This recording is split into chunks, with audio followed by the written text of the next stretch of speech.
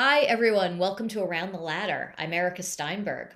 This is the podcast for anyone who's ever looked at the path in front of them and decided maybe this doesn't quite fit me anymore. Careers and our lives aren't linear, they evolve as we do. So, here we talk about what happens when people step off that unexpected path and they start to build a ladder of their own making. I know I'm mixing my metaphors here, but that's okay. Sometimes it's through bold moves, sometimes quiet shifts, but it's always through rethinking what success actually means to them. My guest today is Ariana Tenine. Ariana is a fractional COO and operations strategist for multi six and seven figure visionary entrepreneurs. Using her signature three-step framework, the Restructured Method, she streamlines back-end operations so leaders can generate more revenue and scale without losing their sanity or their time. Thank you. Through mission clarity, operational roadmaps, and hands on system implementation, she helps business owners cut their day to day decision making in half. And this episode is personal for me because I did hit a point in my business where things were working on paper, but I didn't feel supported by my own systems. And Ariana will dive right in. I think that when we met, I told you that I felt like I was flying by the seat of my pants. So I imagine that's something you hear a lot. So when someone is flying by the seat of their pants, what do you usually hear underneath that before conversation about systems or operations even begins? That's a great question. And a lot of people come thinking they know the source of the problem, right? Like I don't have systems, or maybe it's a tool or tech. My brain always goes first to like, what do you want to be doing and what are you actually doing? Because it's really an understanding of where you want your business to go. And so I always kick off my relationships with mission, vision, and values because I truly want to understand what your mission is and what you planned and what your goals were. And that's where my brain's going. What did you originally want? And how are you spending your time? And then from there, I can start to piece together the things that are draining your time or the systems that you need. Yeah, I remember when you and I first met. In full disclosure, I'm a client. So in case that wasn't obvious from my introduction, I'm a client, very happy one. And already looking forward to our next project together, which are going to start soon. I remember for me, it was like this low level tension in my brain of always holding so much in my head. And I didn't even realize how much energy it was taking until I wasn't doing it anymore. So, and quite frankly, you're going to be working, me. So I feel like I have a buildup of that again, but it's different things. So we'll work together again to now look at where my business is now. But I'm curious when people come to you or when you meet people, like how often, or even when you're just talking to them, how often do people normalize that feeling of holding so much in their head before they realize that it's not actually sustainable and their head might explode? 100% of the time. Okay. No, Good. I It's not just truly me. think it's not just you. I truly think it has two major factors. One is I tend to work a lot of people who are in the space like you who can even launch a business and have the like confidence and the willingness to do it, typically come with a little neurospiciness. They might have ADHD, they're busy on doing things. I'm not saying that about you, but just in general, a lot of clients who have that like gumption do kind of fall in that category. Or on the other hand, a lot of my clients are women. And as women, I always think we carry more and believe we can handle more than we really should. And it's not that we can't, we're fully capable, but it drains us and we carry so much mental labor that usually a lot of my clients are coming to me pretty much maxed out, not even realizing that like these problems have just been climbing and growing and scaling as quickly as they have. Yes, and as quickly as their businesses have, and then all of a sudden you're surrounded by these mountains. Exactly. So, okay, let's take a step back because I do want to talk about your own career journey because you not only help entrepreneurs, you are an entrepreneur and but you were not always sitting in the seat that you're in now. So, before operations became your language of choice, or your favorite language, I don't know, what was the first moment in your previous life when you realized that something had to change for you? So I can genuinely say I fell into this entire industry by accident. Thank goodness. Just a little wild to say out loud. I have gone through various phases. I've been a wedding photographer for 9 years, and I've shot weddings and ran a business doing that. But at some point, I switched to working for a financial firm, and that was fine. I was doing bookkeeping, cleanup, and doing things like that, and it was great.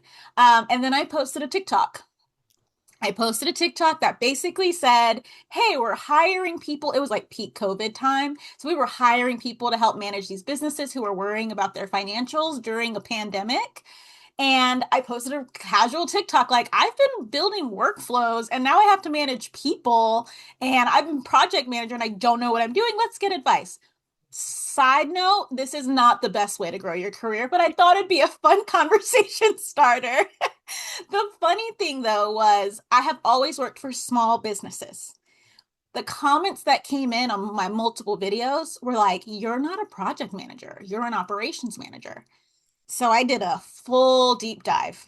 That's exactly how I ended up here. I had a full deep dive of like, what's operations? Because I hadn't truly worked in corporate. I worked like corporate adjacent. I worked for corporations. I cleaned up corporate books, Yeah. but I was not like 100% within a corporate structure typically. I was working for these smaller businesses. And so I had never heard the term before. And I did a deep dive and I realized I have been doing operations my entire life. Like I could trace it back to my childhood days of playing video games with spreadsheets. That was my first indicator. Why am I not surprised?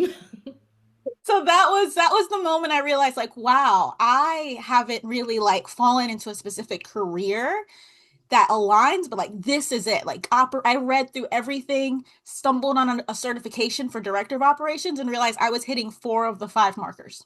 Oh my Yep. goodness. And that's how I got So, here. did any part of that transition like not feel good right away? Like you knew, even though you knew you were moving in the right direction, was it about, like was any part of it just like, oh my goodness, I can't believe I'm doing this? The initial like understanding of what it was great. Like I was like, I'm gonna go to my boss, I'm gonna get compensated as an operations manager because this is what I've been doing for years, and at least now I can like try to get the fruit of that labor, right? Because I Yeah. had built systems for several years at this point. And but the part where I wanted to shift into actually being a leader in a business, that was the scary part. Like finding that certification and realizing what a director of operations was, even though I had done it in spirit in multiple businesses, I had never put that title on. And that was a much scarier transition. Even though I looked at that list of what they were going to train me on, I was like, I've done that. I've done that.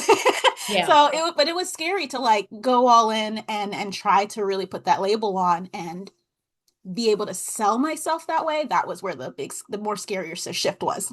Yeah, I get that. I get that. I remember when I first started, it was easier for me as I realized I'm good at this and I love it and I believe in what I'm doing and I believe I'm really helping. Mhm. And that's when it began to really flow. Yes, exactly. And once I got that certification, coming back to like a job, there was a disconnect because I remember being like, I can do this. I've done this for you, but that didn't mean that the company I was working for was ready for that. Yeah. So Yeah. that was also a big like kind of shift for myself as well. Yeah. So let's go back to your work now. So thank goodness you set up your business. You're helping Mhm. many entrepreneurs. I've met a number of them at the Visionary Circles, which I love, of course, as you know.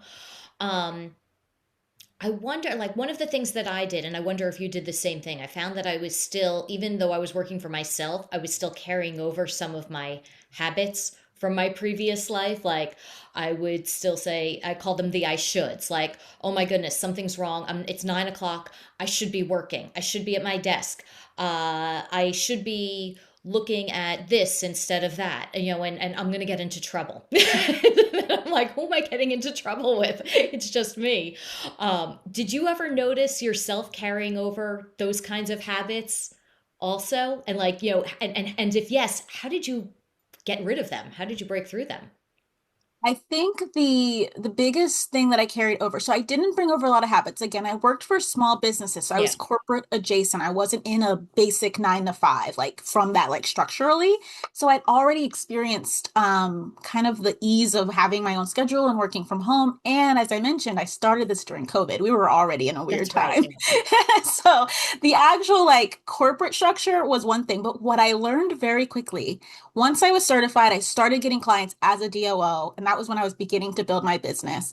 And I was like, I'm just going to do projects. I'm just going to solve a problem. The biggest thing that was hard to carry out was that I'm too nosy.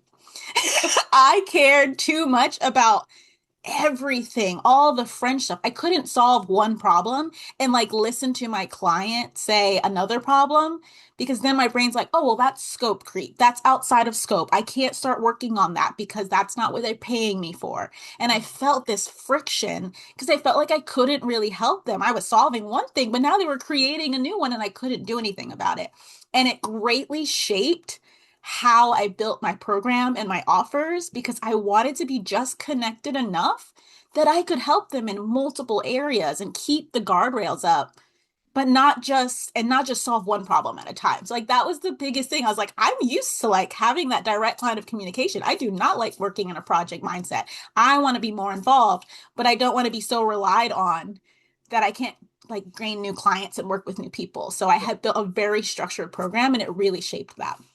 Yeah, yeah. I mean, I know as somebody who's benefited from that, um, I feel that too. And so, and one of the things that you helped me with, and I wonder if, and continue to help me with, and I wonder if you see this with other clients, is that I felt like, okay, so I technically left the ladder. I'm building my own ladder, and or going around my own ladder.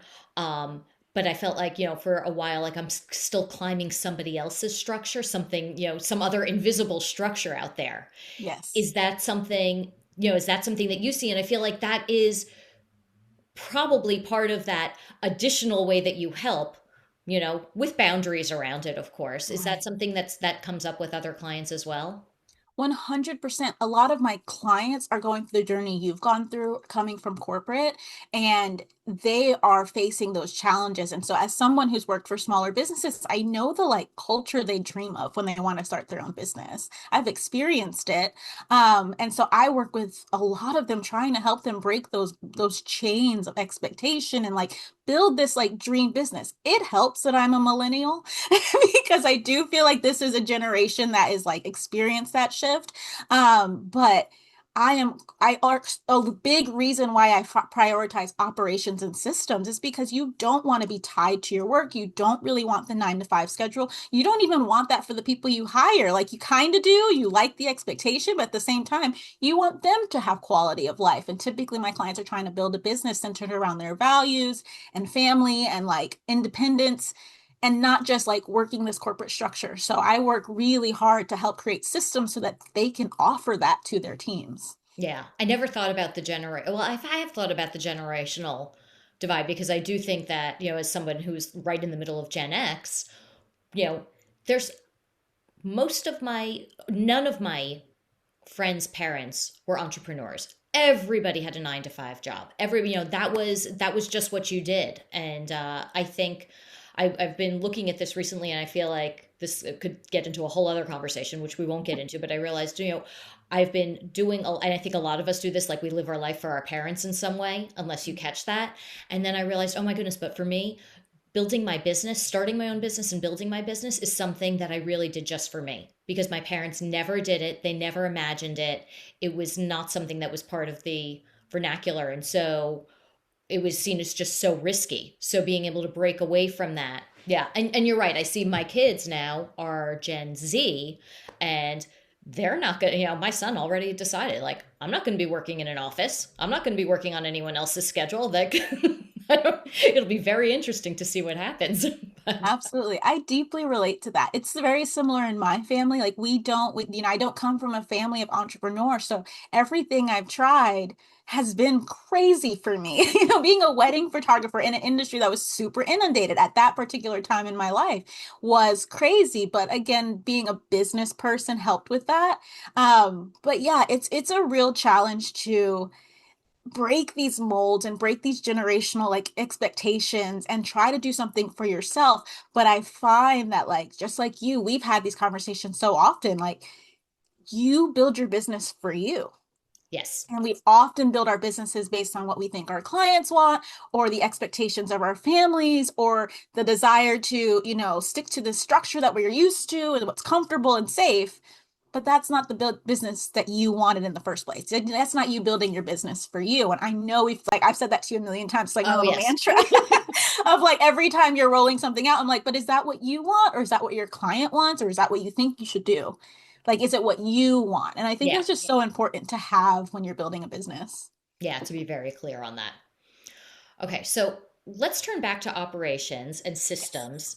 Um, for me, a lot of it has been a trust factor. Like, oh my Mm. goodness, I can do it better than anybody. If I'm not holding everything together, things will fall apart. So, what usually has to shift for someone before they can trust the systems that they're putting into place and actually step back and let those systems run? So you just landed on one of my like biggest hot takes, which is that I think your resistance to systems is typically a bit of a trauma and fear response. It's Ooh. a if I'm in control, this is no offense, I'm not trying to be your therapist today, this time. We'll save that. But I think it is a fear response because it's a lack of trust in yourself.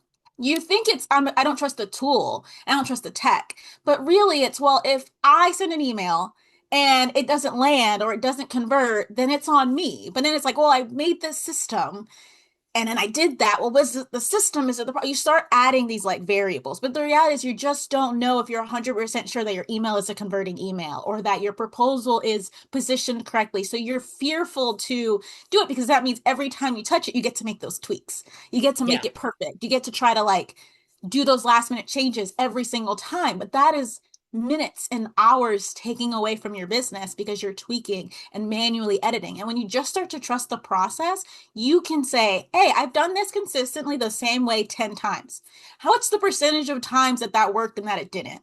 Because you have one consistent process. And I think that was when you talk about when you came to me, that was something we talked about. One of your yeah. core things that we hit the roadblock was you were adapting along the way. Yes. Yeah. So it was, you realize that the result was disconnection from like systems and stuff, but the cause was making pivots. Yeah. So one of the biggest things, I think you're one of my biggest case studies of like, once we stopped making pivots, we could start to track the data and then we started to see the patterns and then we fixed the areas that were most impactful. And now we're going to this other systems related to like your tech and workflows. And I love telling that story because it's a perfect example. Like the problem we think it is isn't always the actual cause. Yeah. So I just love kind of realizing that and understanding. I've lost my train of thought, but Yeah. understanding where all of that process. Oh, I'm so glad that I was able to be a good guinea pig for you. You So were. hopefully, hopefully someday Absolutely. be like, oh, that Erica, she was my guinea pig, and then thank goodness she survived and she came out stronger. And What I think though, oh yeah, that's what I found my train of thought. What I think it is like, again, we you like I said, you're a great case study because it was identifying like the real root cause of it, right? It was yeah, that pivot. And I think that that's what's happening in our businesses. We're afraid to trust tech. We're afraid to trust AI. We're afraid, and I'm not saying, AI this or that, but we're just afraid to try it because then we lose the like individual control and we lose it. And that's scary. It's yeah, scary to fully let go because then you can be like, well, I changed each time and I customized and I know my client's going to be happy with this.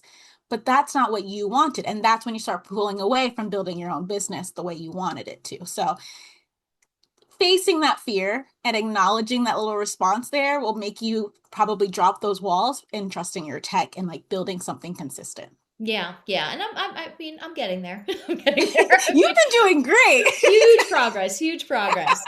And I've become a huge fan of looking at my data. Like I really enjoy it now. It used to be I used to have absolutely no window into it.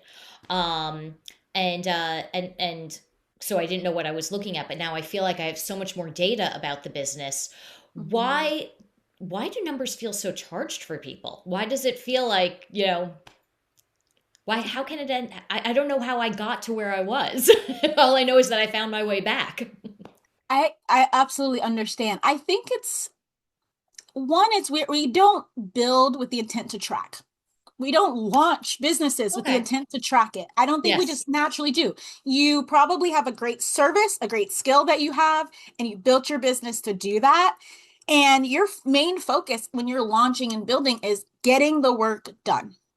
And that's usually that point where you start looking for an ops person because you're like, okay, I'm doing the work and I'm getting it done. And now I'm starting to run out of time. And how can I possibly continue to sell?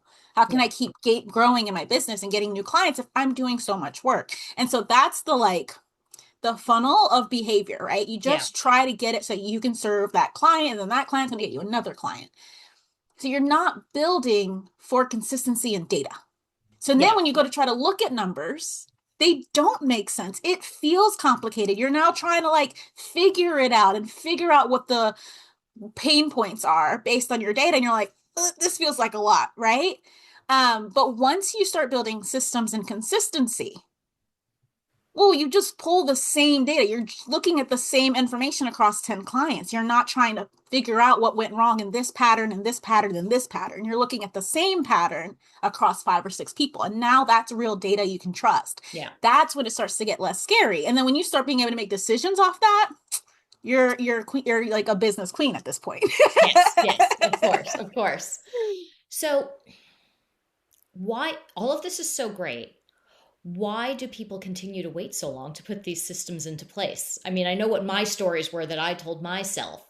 But and I was finally able to relax about things once I did put the systems into place that I hadn't been. I'm just wondering, like, why do people wait? And then what kind of changes do they see aside from getting their time back? They wait because they don't see the value of their time for quite a while. Ooh. They write that down. Yeah. That feels Um, very right. That feels very true. the easiest place in our brains to cut like expense is like, I'll do it myself because I'm not spending money to do it, Yeah. right? Except that you're the most valuable player. You're the one with the leadership. You're the one with the vision. You're the one probably making the sales. So your time is worth the most, but because of just how it looks, like instead of paying someone else, you focus on, well, if I just can do it myself, then I save money. But what I always ask is, what's the return if you were to say, I'm going to delegate this for a certain amount of money, but during the time that I've delegated, that I'm not doing it myself, I'm going to do money making activities. I'm going to go sell. I'm going to go market. I'm going to go to networking events. And now I've generated double. I've generated more than because my time was spent doing things that are growing my business and making me align with my vision, not necessarily building systems. But we're just very convinced that like our time is well, doesn't cost us Yeah. anything. And it does. Yeah. That it was has definitely been my mindset, and it's very easy to fall back into that for things to say, oh well, I'll wait until there's more revenue, more consistent revenue, and then I'll hire somebody. But there's not going to be the more consistent revenue if you can't get some of those things off your own plate and, like you said, engage in the money making activities. Spend your time there and focus your time there. Okay, Absolutely. clearly you still have a lot of work to do with me. So, but I have been able to relax about things in a way that, again, whatever, good guinea pig. So when you meet somebody new, or if somebody here is listening, listening to this episode, and they feel successful, but they also feel strained, what is the first gentle but honest question that they should ask themselves? Ooh, that's a good question. That's a good question. The first honest question is, but do you have to? Yeah, yeah, You can look at your work, you're going to say, I have all these things to do. Do you have to do it? Is that your only option? As women, as business owners, as ADHDers, if that's the case, you're going to tell yourself, I can totally do this. I can handle this. It's super easy. And if I can get it done faster, it'll be easier than trying to delegate it and explain it. Because the idea of explaining your head to someone else is overwhelming. No one likes making SOPs. No one likes building a knowledge base and trying to explain it. But do you have to? Do you have to do this? Is it going to make you hit your goal? If you do all of this by yourself, can you make progress as quickly as you want? If you do it all yourself? And if the answer anywhere is no, at the very least, get somebody to help you build a plan. Get somebody to come in and prioritize with you. That's why it's my first step is yeah, just say everything. Say all the wants, say all the needs, say all the things you hate. And let me say, okay, let's solve this problem before we solve that problem because you can fix that, but you'll lose money here. Like, let me organize your brain because you don't have to do it all. yeah, yeah. You can. You Yeah, can. I You believe in certainly you. could. I trust you. I know Yeah, you can do it, but yeah, do you have to? yeah. That's a good one. So then, what does a supportive business actually feel like on a daily basis? Like, what does that? A supportive business has oversight and action steps, right? You should be able to clearly be able to convey these are what I'm working on, these are my objectives for the quarter, but also here's the day to day that my team is doing.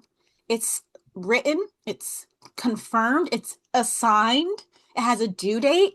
And at any point, I can go look and be like, hey, this is overdue. Or your operations manager could do something like that. But like, a structured business doesn't require you having to decide what happens next every day, every time, making a decision every day. It should be my team has clarity on what they're doing and what their deadlines are, and they are hitting those deadlines, and I'm overseeing that. And my objectives are clearly outlined. And today I'm going to work on one, two, or three. It's taking off the like, okay, I'm sitting here, it's the morning. What do I do today? Oh, I have a new idea. Let me run down that rabbit hole. It shouldn't be that. It's easy to do that. But the best business would give you space to even do a little bit of that, to go down rabbit holes and enjoy coming up with new ideas. But you should have enough structure to say, okay, I came up with this crazy idea. Here's the step-by-step process of getting it into my business and handing it off, because that system is built before you inundate your team with your 15 million ideas. And I'm not guilty of that at all. The truth is we all do it. And Yeah. even I do it. I go through phases where I'm like not my best, like organized self. But when everything starts to feel heavy, I fall back on, okay, I've gone around my systems. I'm not following the process. And I wrote this down. This is why I feel overwhelmed. So let me go back to planning out my day, looking at my tasks, making sure everything's delegated. So if you have these like core operational structure, you can go crazy, you can have fun, but you can also go back to consistency and stability, and your team has the stability they need to be like trusting this business. You don't want your team to feel confused. Yeah. You don't want your team to come in. You don't want to hire someone and you're just like, so can you just do this for me? And you have no instructions and no SOPs. It's a big reason why I actually highly recommend start with ops. You think the first step should be hiring a VA or hiring an assistant. Answering your emails isn't going to make you enough for as much of a return as building a system for onboarding people quickly without you, Yeah. right? Or finding ways to keep you out of the weeds. So that's why I'm always a big fan of like, take some time and figure out like, can I streamline this before I hire? And you'll see a big difference before you take action. Yeah, yeah. And when you talked about that thinking time and that, that brainstorming time, and for me, I found that that was that, when I get overwhelmed with the things, the stuff, that's the first thing that goes. And then I miss it because that, I want time, I have different ideas, and so I want that time back. And and you miss it when it's not there. Yeah, my quarterly, that's a big reason why like kicking off with a strategy every time. Yeah. And then checking in with you. I mean, with you, I've had the opportunity to bring you into the visionary circle and do that quarterly. But even on a one-to-one basis, like sitting down with your leadership team or your operations team and saying, this is everything I want before the end of the year. What do I need to do in the next 90 days? Or help me figure out what I need to do now to make progress on that. Yeah. And that is like your guiding ship. It's your, what's the word I'm looking for? Like the guiding star, the North Yeah. Star of your business. You know what to fall back on. Those days when you wake up, you're like, I don't know what to do.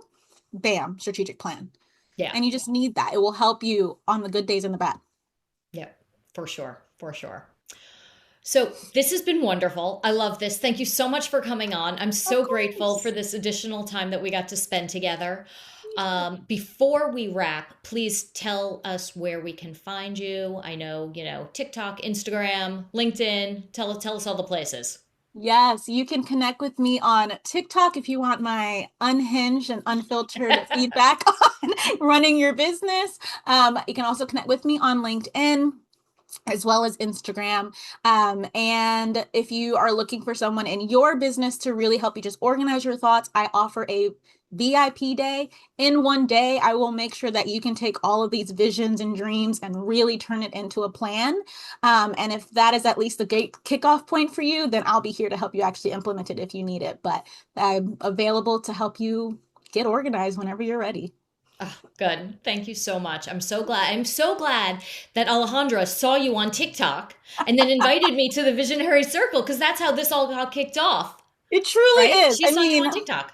who would have expected? Who would have expected this I know. And funnel? here we are more than a year later, by the way, Morning. still going. Absolutely.